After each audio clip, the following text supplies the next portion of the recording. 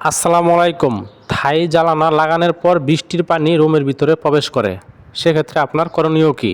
অবশ্যই যারা থাই জ্বালানা লাগাবেন, লাগানোর পর যদি আপনার বাসা একতলা হয়, সেক্ষেত্রে আপনি আপনার বাসায় যদি পানির মোটর থাকে, ওই মোটর দিয়ে আপনার পাইপ দিয়ে বাইরের থেকে আপনার পানি দিবেন। দেওয়ার পর যদি দেখেন রুমের ভিতরে পানি প্রবেশ করে, সেক্ষেত্রে আপনি বুঝে নেবেন যে আপনার সিলিকন বাইরে এবং ভিতরে দেওয়া ঠিক হয়নি, পুনরায় সিলিকন দিতে হবে।